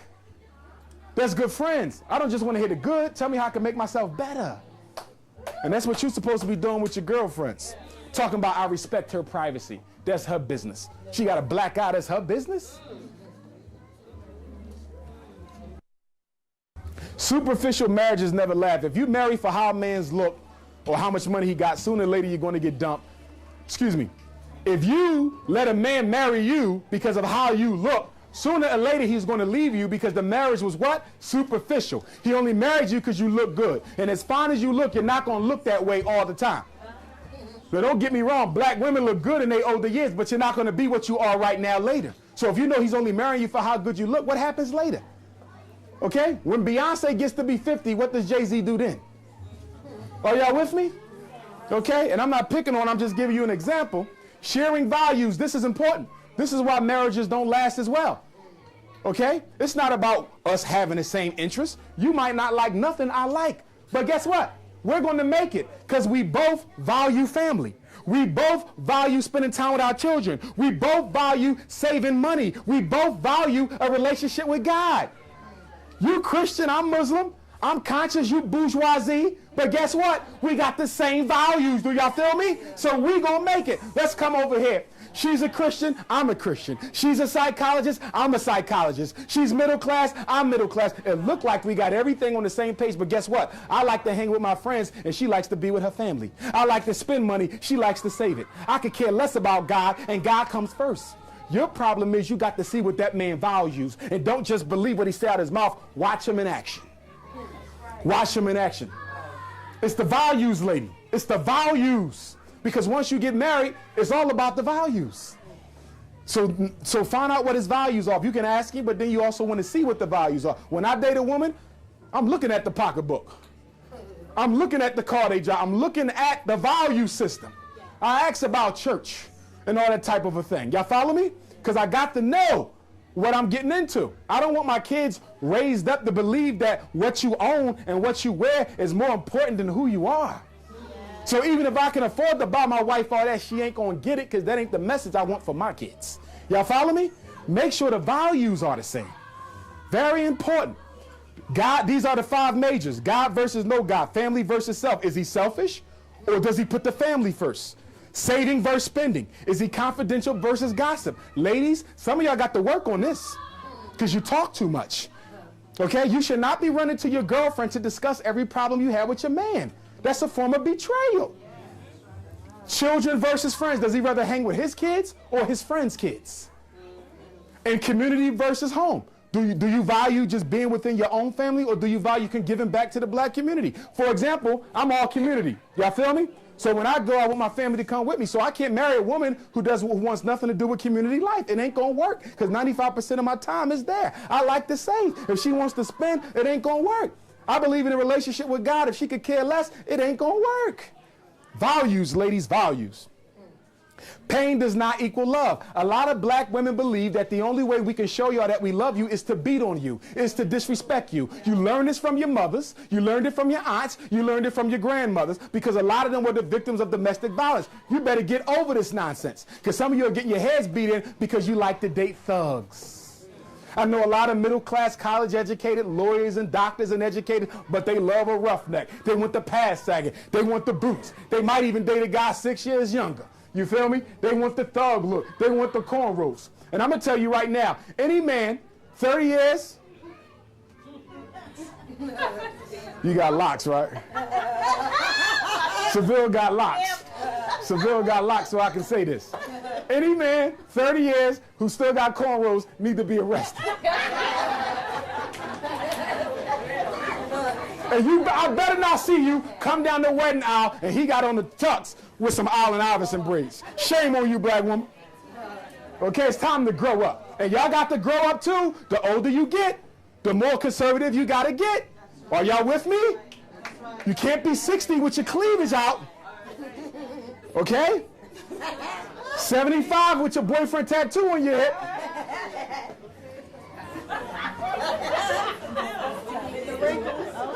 Okay, y'all can come on now. Come on. Come on now. Get a little conservative. Ain't nothing wrong with a long skirt with a nice little split. See, we don't want to see everything. You got to tease a little bit. Just let the split come up to the knee. And just make sure the leg is shaved. Make sure the leg is shaved. Are you with me? Because a man ain't going to embarrass you. You say, look, baby, do you like my legs like this? It's cool, it's cool. And I'm saying to myself, what the hell is she coming here looking like this for? And you know, I'm a barber, so I'm ready to grab, okay? Make sure the hair on the legs is off, and the hair everybody else needs to be laying down. Everywhere else, the hair needs to be laying the F down. If it can be picked, it's too long. Okay? It is unattractive. Okay? Okay? Ladies, come on now. Okay? You can get a pair of shape-up clippers for $30. Okay? If the line is here, there should be no fur beyond the line. If it's all down here, okay, get the clipper. Same thing here. Lay it down. Lay it down. No. I'm not knocking that. I'm not knocking some women. That's their genes. But let me tell you this. If you got a thin stash, either shave it every day or keep it thin. No, let me tell you why I'm saying that. Because the more you shave, the thicker the hair grows back. Are y'all with me? That's why some women who got a little stash keep it a little puff because they recognize that. I would just say every morning lay it down with the clippers. Okay? If you're going to shave it all off, you got to shave it all off every day. Okay, this is not Little House on the Prairie. Curse of the educated black woman. Many educated sisters sentence themselves to a life of loneliness by holding unrealistically high expectations for a mate, making it almost impossible for them to find one. Don't let your ego dictate your relationship success. That's right. That's right. I know women, I can't find a good man. Pick a one right there. Oh, but he don't make enough money. Pick a one right there. You see the kind of car he drives? What that got to do with you and him? You that materialistic that you'll overlook a good brother? Come on, y'all. I can't find nobody. Yes, you can. You can't find the body that you want the way you want it. And it's all material. It's all material. I already told y'all about this. Don't get married if you want somebody to make you happy. Only you can make yourself happy. Beware of this. There's some brothers and sisters who are miserable as hell. They can never be happy. You buy them gifts for their birthday, they still look nasty. You take them to dinner, you cook, you give them cookies, and even when he's done with the cookies, he still got a nasty ass expression. Are y'all with me? Stay away from them because they will infect you. You don't want to be around a miserable mate, male or female. Dating advice for women. We getting there. Am I boring you? Never go inside a man's home on the first 5 dates unless you have a good reason. Never end the date early or change plans at the last minute. And stay off the damn cell phone. And don't keep using the excuse, I got to check on my kids. Your son is 16. You ain't got to call that boy every 15 minutes. Okay, stay off the cell phone. Do not bring up the fact that your biological clock is ticking and you need to settle down. That's a turn off to educated black men. I'm 36, you 36, and all you keep bringing up is the fact that you only got 4 more good years before autism kick in to have a healthy baby. I don't want to hear that because now you're telling me you're dating what? You're dating time. You're not dating me. You're dating time. You're not. I don't want to hear about that. Get to know me first, then bring up the deadlines. Y'all know y'all wrong. Don't ask how much money he makes. You can learn that just by watching. You ain't got to ask how much money I make. You'll just see that. Be careful of how you react to the news he has children. Some of y'all are selfish as hell, and even though you have children, you don't want him to have none. Selfish ladies. Y'all know I'm right. So when you ask a brother how many kids he got, say that respectfully. The longer you keep the candy jar closed, the better. Only open early if the chemistry is absolutely perfect. Okay? Because sometimes the lid comes off early. You feel me?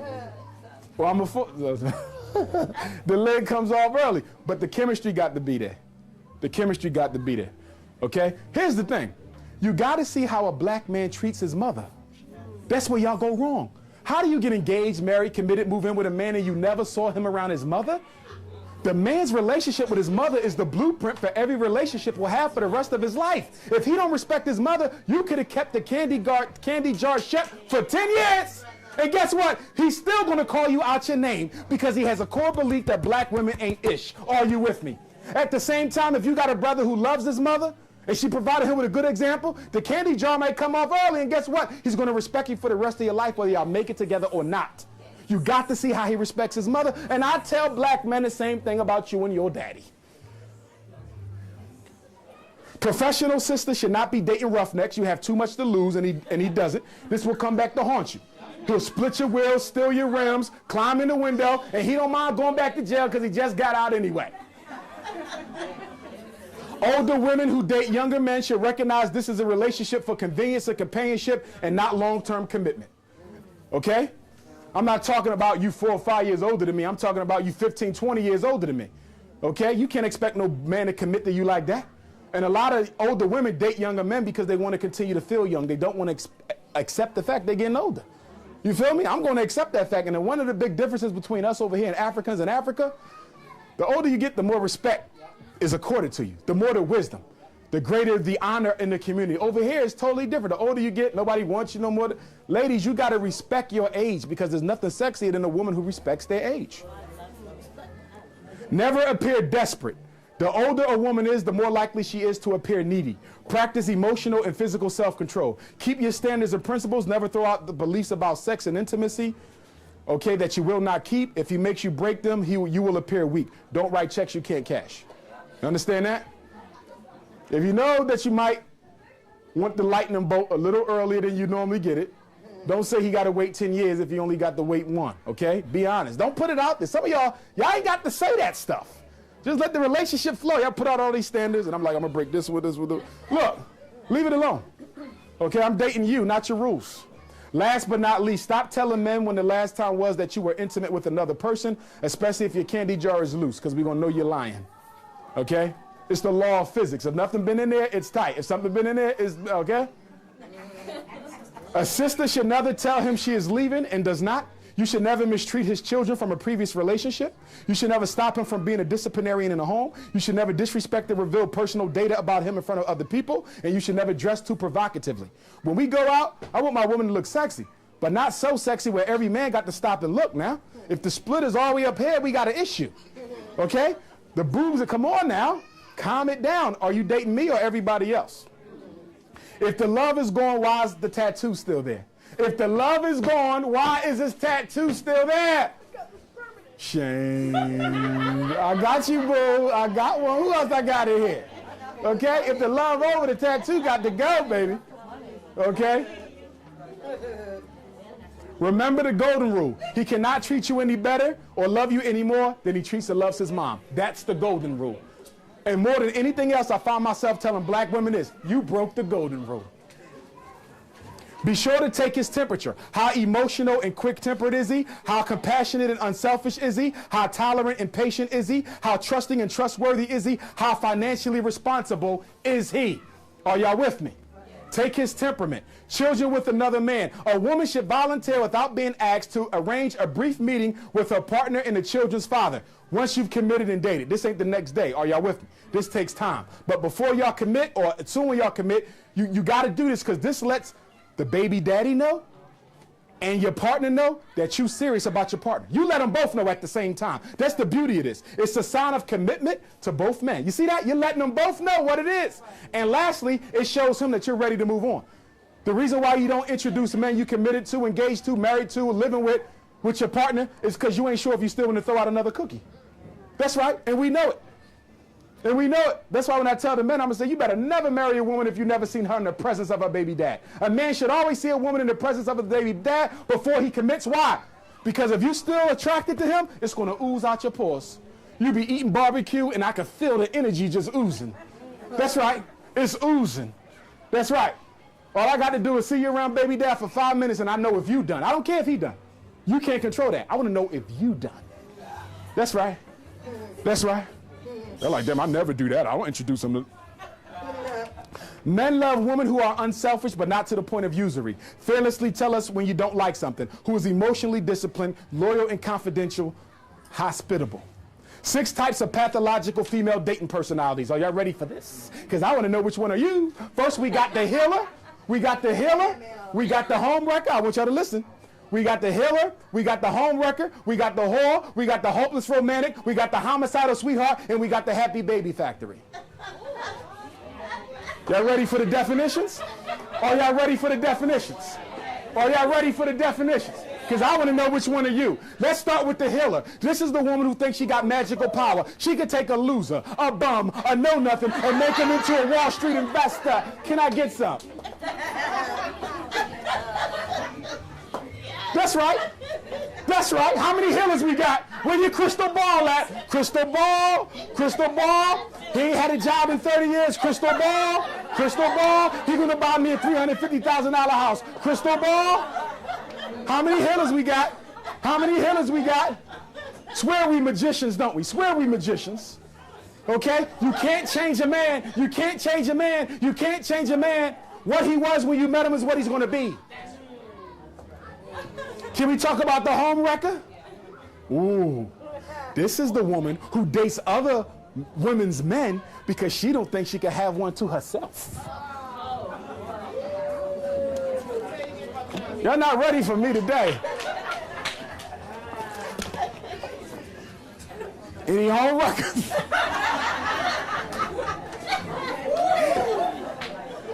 A home wrecker is a woman who dates another woman's man because she don't think she could keep one herself. Are you with me?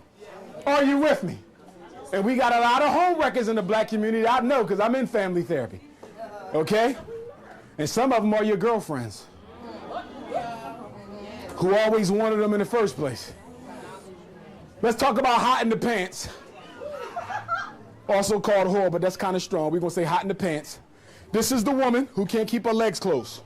Do you want to know why she can't keep her leg closed? Because her father never taught her how much she was worth. So she has come to learn that the only thing she is good for with a man is sex. Cookie jar, that's it. She's not sleeping with men because she's quote unquote promiscuous. She's sleeping with men because she wants to be valued by a man. And unfortunately, the only way she gets value is for the 5 minutes between the time he sticks it in and takes it out. Shame on you if you're keeping your daughter from her father. Shame on you if you're keeping your daughter from her father because she's most at risk for being hot in the pants as a teenager. Let's talk about the hopeless romantic. This is the woman who falls in love with every man she meets, and you fall in love in like 72 hours. Are you with me? Hopeless romantic, where we at? Hopeless romantic? Fall in love in 72 hours. Hopeless romantic. Going once, going twice. Hopeless romantic? We got what? As fine as you is, you shouldn't be no hopeless romantic. But that's all right. We're going to work on it. Next up, we got the homicidal, suicidal sweetheart. She's quick to cut. She's quick to shoot. She's quick to get violent. But she seems so sweet. You're like, first off, you had one of them, Brother Nate. Brother Nate had one of them before. And she like this tall. She like this wide. She don't look like she can hurt nothing. And will tear mother effer to pieces. Pull out that slice, slice, slice, slice, slice. Homicidal sweetheart going once. Going to a... Okay, I got you. Okay. Let's talk about the happy baby factory. Y'all not ready for the 6 types of men on the next slide, are you?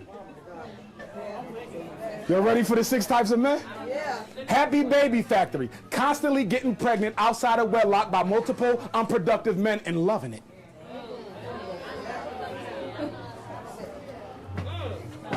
I'm due next month, y'all. You come to my baby shower? This is number 12. This is my 8th baby daddy. And happy as hell. Why she happy? Because she believes that the only thing she good for in life is having kids. It's a sad thing. We can't even laugh about it. Sometimes they don't finish high school. Sometimes they do. They never really made much out of their life. Their self-esteem is lower than this floor. Only thing they good for is having kids. I know there's nobody in this room, but we all know some, don't we? And we got to work on them sisters. I'm going to let y'all read this for yourself. The player, the predator, the couch potato, papa pregnancy, and the professional. Are y'all ready? Let's talk about the pimp. He uses women for their money, car, house, bills. He's using you financially. He's a pimp. He's a pimp. And why do you take care of him even though he does nothing for you? Because you are addicted to relationships. You need a man in order to feel like a woman. And he knows it. And he knows it. That's the pimp. Your whole check goes to him. You got kids, and guess what? You buy his sneakers before you buy the kids' sneakers. That's a pimp. Number 2 is the player. He only wants sex. He got his own money. He just wants cookies. Oatmeal raisin. Chocolate chip. Okay? That's the player. Okay? Let's talk about the predator. He's the most dangerous one. This is the man who isolates you from your family and friends and then begins to beat you down. First he starts verbally, then he starts physically, and God forbid, sexual abuse is last. You ever date a man and I want to marry you and move far away? Or soon when you get married, I don't want to go to your family's house for Thanksgiving. Why your mother got to come over here?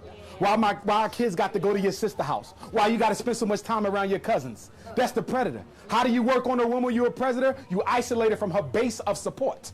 Are y'all with me? Yeah. And you fall for it. What the hell you moving to Nevada? There's only like 2.5 black people there. What you going over there for? He wants you by yourself And sometimes he'll buy you a real nice house to get you by yourself because you're so materialistic you can't see what's happening. And then he start verbally abusing you. Take the car from you so you can't drive because out there it ain't no SEPTA, no public transportation. Then he start doing what? Beating on you because you ain't got no support. You ain't got the strength to walk away. And then he'll start physically raping you even though you married. That's the predator. And they choose their women really well and they look for the ones with low self-esteem. But I got something for y'all. Most of y'all, when y'all think of a predator, y'all don't think of a man with a three-piece suit on, with a doctorate, do you? But guess what? They some of the biggest predators out there. That's right. And they're the best at it because they got the money to isolate.